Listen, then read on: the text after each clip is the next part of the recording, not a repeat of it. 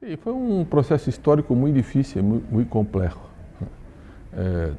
Tivemos um largo período de hiperinflação, quase 2 décadas de recessão, de políticas fiscais ortodoxas, de uma concepção de muita restrição ao Estado e ao crescimento econômico. Depois, quando chegamos ao governo, anunciamos um pacto por la estabilidade, que haríamos uma transição segura e prudente, e não lo hicimos nenhuma atitude de voluntarismo econômico, de populismo econômico, porque isso não se sustenta, pero cambiamos valores muito importantes. Primeiro, o emprego não é um subproduto da política econômica. O emprego passou a ser um objetivo prioritário da política econômica. E o social passou a ser o eje estruturante do desenvolvimento. Então, a principal preocupação nossa foi retirar 40 milhões de pessoas da pobreza e criar uma classe média emergente com instrumentos inovadores de políticas sociais e de política de ingresso. Por exemplo, o programa Beca de Família. Todas as famílias têm direito a uma renda básica de cidadania. E o Estado complementa, se não tem, um cadastro nacional auditado, público e inquestionável. A contrapartida tem que manter o filho na escola, há controle da frequência escolar e manter os programas de saúde pública. Isto melhorou os indicadores de saúde, os indicadores de acesso à educação. As madres que recebem este programa têm que fazer programas de qualificação profissional para ter um reingresso ao mercado de trabalho. Paralelamente, recuperamos fortemente o sueldo mínimo, um crescimento de 70% real na última década, para aumentar o poder de consumo da população. Fizemos um forte programa de acesso ao crédito para os setores populares, porque, sobretudo, a banca privada não empresta para quem não tem riqueza e para quem não tem ingresso. Bom, pero para quem precisa. Então, criamos novos mecanismos de crédito que foram muito importantes, incluso a regularização da economia informal. Criamos um programa que se chama Microempreendedor Individual. 3 milhões de trabalhadores se regularizaram e com isso passaram a ter acesso ao crédito. Um forte programa de habitação popular que é subsidiada. E com isso estamos estimulando a construção civil e melhorando as condições de habitabilidade. Então, a educação passou a ser a política mais estratégica, tanto para combater a desigualdade, quanto para permitir aumentar a competitividade da economia. Porque estamos com uma taxa de desemprego de 5,2%, quase pleno emprego. O sueldo vem crescendo fortemente da população. Então, quando olhamos outros países que estão desempregando, reduzindo o sueldo, retirando direitos sociais, esses países estão aumentando a competitividade e nós outros estamos perdendo. Pero temos consciência que queremos este caminho, não queremos mais volver a políticas ortodoxas, recessivas, fiscais. Queremos uma política de crescimento com qualidade. Então, o que hacemos? Reduzimos a carga fiscal sobre o trabalho, reduzimos o custo de energia, estamos fazendo forte inversão em infraestrutura para ganhar competitividade e muita educação técnica para o trabalho, técnica e tecnológica para o trabalho, formação profissional tecnológica. Em 2 anos, 5.400.000 matrículas novas foram feitas para os trabalhadores melhorarem a produtividade do trabalho para manter a competitividade com o emprego.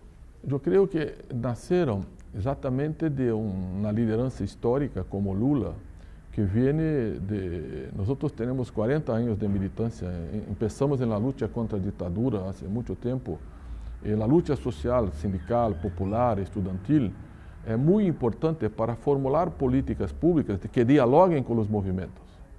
Quando tivemos fortes protestos em junho agora, de uma geração que não teve essa experiência histórica, diferente de outros governos que não negociam, que não dialogam, que não incorporam esta energia positiva que vem da calle, nós nascemos na calle, abrimos a negociação, o diálogo, a construção de medidas e de políticas que incorporassem a aspiração de los protestos.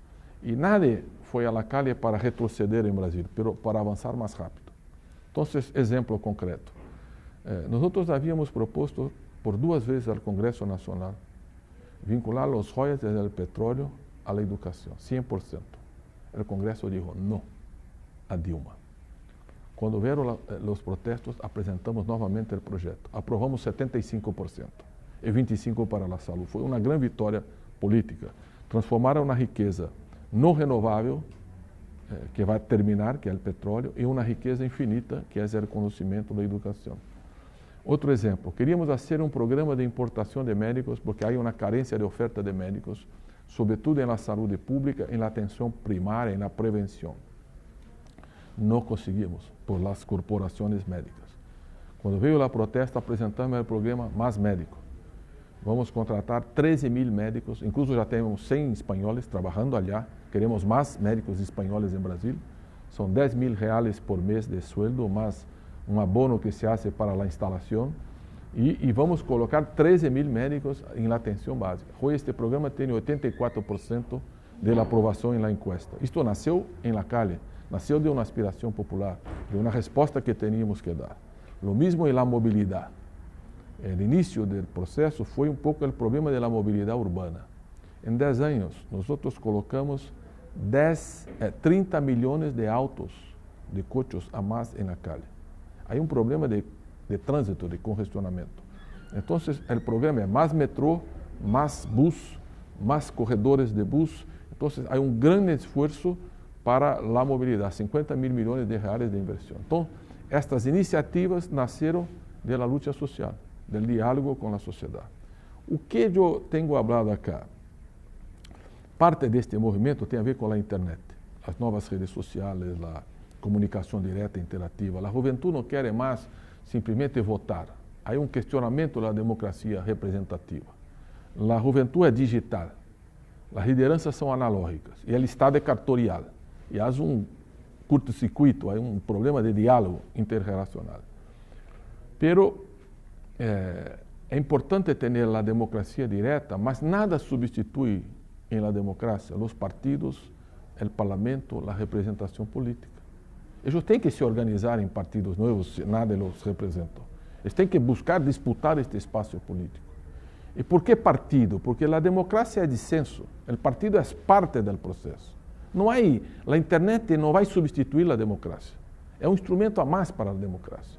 Entonces, un partido tem que ter um programa, tem que ter uma identidade ideológica, tem que ter uma organização política, tem que ter uma militância, tem que ter liderazgo. Não existe representação sem liderazgo em uma sociedade de massas. Então, esta é a mensagem mais importante. A juventude não pode continuar sonhando com o futuro para que a direita governe. A juventude tem que assumir sua responsabilidade. Como nós começamos há 40 anos atrás. Durante 20 anos, nosso partido foi derrotado eleitoralmente. 20 anos. Nós aprendemos com as derrotas. Lula disputou 3 vezes a eleição presidencial. Eu coordenei as campanhas presidenciais, fui candidato a vice-presidente com ele em 94. Fomos vencer a primeira em 2002. Já vencemos 3 vezes. Esperamos vencer a quarta. Dilma está em primeiro lugar, ganha na primeira volta em todas as encuestas com todos os cenários eleitorais. Pero a eleição é sempre uma eleição. Então, a derrota ensina. O processo não é imediato, é muita luta, muito trabalho para cambiar de forma consistente uma sociedade. Eu creio que este é um debate democrático. Nós somos o único país que participou de todos os 21 mundiais na história. Sempre fomos muito bem recebidos em toda parte. Temos o futebol como um patrimônio cultural, uma identidade muito profunda de nosso povo, como acá em Espanha é o mesmo. É uma grande festa popular, um jogo de futebol. Barcelona encanta o mundo com seu talento e os espanhóis, sobretudo, ou são o Real Madrid ou o Barça e têm lá seu time de preferência futebolística. Então, o Brasil já hizo um mundial no ano 50, está sendo o seu segundo. E receber bem os povos e preparar os estádios, investir em mobilidade, deixar um legado da Copa, é muito importante. Os recursos públicos são financeiros, não são orçamentários, não são o pressuposto, é financiamento dos estádios. Então, eu creio que tem que dialogar com este sentimento, pero tem que se fazer o mundial. Nós temos uma obrigação por tudo que como fomos recebidos em todo o mundo, e a Olimpíada também dará um legado. O espírito olímpico, por exemplo, criamos uma Olimpíada da Matemática. Temos 22 milhões de jovens que participam da Olimpíada da Matemática. Estamos tendo excelente desempenho na Olimpíada Internacional de Física, Química, Matemática. Então, este espírito de esporte, de saúde, de competitividade criativa, é importante como valor de integração entre os povos. Então, a maioria da população brasileira tem orgulho de fazer o Mundial e a Olimpíada, quer fazer. Mas na democracia há gente que é contra, e é democrático que haya gente que protesta, que esteja contra. Isto é da natureza de uma sociedade contemporânea.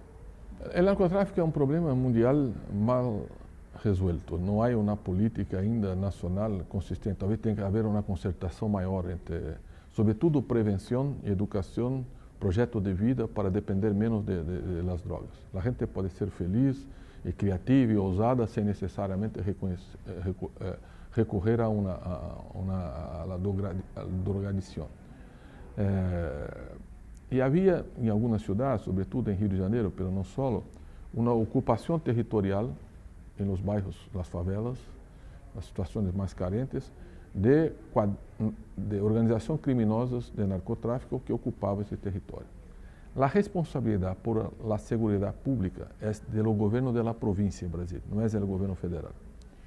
E o governo de Rio, de forma correta, teve uma política muito ofensiva contra estas organizações, com um programa que se chama UPP, Unidade Pacificadora, para ocupar o território, o Estado, e nós apoiávamos com políticas sociais, urbanísticas, de valorização da comunidade. E creio que isto, em um primeiro momento, há mais violência porque tu combate, mas é melhor combater e ocupar e evitar do que conviver achando que isto não terá sequência para a juventude. E tem. Então, foi uma política exitosa, eu creio, progressiva. Há algumas dificuldades, às vezes há excesso de violência por la polícia, tem que ter sempre uma discussão, uma responsabilidade dos direitos de garantias individuais, mas tem que derrotar o narcotráfico, ocupar esse espaço e libertar esse território para a gente que trabalha, que vive, que não tem que se viver subordinado a uma organização criminosa. Nós estamos fazendo uma forte inversão em educação infantil. Nós achamos que as habilidades cognitivas se definem exatamente neste processo, então há uma forte construção de guarderia de ninhos e educação infantil. Fizemos um pacto nacional para alfabetizar todos os ninhos até no máximo 8 anos, até a terceira série. Teremos 38 universidades trabalhando fortemente nisto. O Ministério dá uma beca de estudo para 310 mil maestros, com formação, 18 mil formadores, para melhorar o processo de alfabetização. E fazemos uma avaliação externa para mirar se ninhos sabem ler, escrever, dominam a matemática, porque o letramento e o numeramento são fundamentais para toda a formação educacional posterior. Estamos investindo muito em educação tempo integral. Temos 71 milhões de estudantes em Brasil, 200 mil escolas. Temos hoje 50 mil escolas com uma jornada de 7 horas. Estamos fazendo um forte programa, como eu digo, de educação técnica profissional e de ensino médio. Em El PISA, que vai sair agora, próximo, início de dezembro, o último PISA, fomos o terceiro país que mais evolução teve. Agora é matemática. Se for terceiro lugar, para mim é pouco agora. Quero mais, quero estar em segundo ou primeiro lugar dos países que mais estão se desenvolvendo, porque temos um atraso histórico muito grande. A fotografia da educação não é boa, mas a película é boa, o movimento é bom, a evolução é boa. Então, estamos um esforço muito grande para melhorar. E fizemos uma forte ampliação de matrículas na universidade, 160% a mais de matrículas em 10 anos, com políticas de inclusão. Beca de estudo gratuita, com incentivo fiscal às universidades privadas, uma forte ampliação da universidade pública, muitos campos, mais que dobramos, quase 200% de expansão da Universidade Pública Federal, e um programa para os melhores alunos em exame de ingresso, que é Ciências Sem Fronteiras, uma beca de estudo ao exterior. 60 mil estudantes temos em as melhores universidades do mundo, os melhores estudantes das melhores universidades. Então, você queda um tempo fora estudando, traz uma nova cultura, um novo idioma, uma nova parceria científica, tecnológica, graduação, doutorado e pós-doutorado. Para mim foi muito bela a sua apresentação do livro, né? Porque nós nos conhecemos há 40 anos, eu fui ministro de Ciência e Tecnologia, agora Educação, fui líder do governo no Senado, todo o governo Lula, que éramos minoria no Senado, foi muito difícil o trabalho de liderar nestas condições. Então, minha vida pública hoje é minha própria vida. Eu me dediquei 40 anos a isto.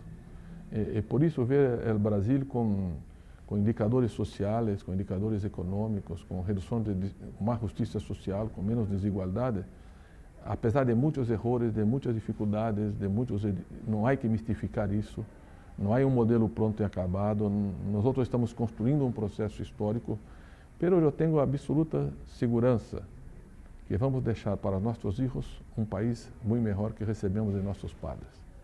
Este é nosso legado histórico, de um país mais muito generoso, muito tolerante, democrático, que tem uma nova inserção internacional, muito mais protagonismo, que não quer ser uma potência militar, não quer ser uma potência cultural, social, ecológica, com outros valores de relação, que sim, muito voltado para a integração regional, muito solidário com os países mais pobres da região Mercosul, Unasul. Por exemplo, Lula foi o presidente que foi mais vezes à África que todos os ex-presidentes da República e todos os chefes de Estado em toda a história do Brasil, em 500 anos. Então, não olhávamos a África, agora olhamos a África, olhamos a América Latina, olhamos mais para o Sul, e isso cria uma outra relação histórica, os BRICS. Então, esse é um momento muito importante. Eu creio que a presidenta está num momento muito especial. Nós estamos muito entusiasmados com tudo que estamos fazendo, mas sempre com muita luta, todos os dias, todas as horas, e muito trabalho. Um país com quase 200 milhões de habitantes não é uma tarefa fácil. Mas o Brasil é uma referência positiva, não é mais parte do problema mundial, é parte da solução, e isto valeu nossa vida.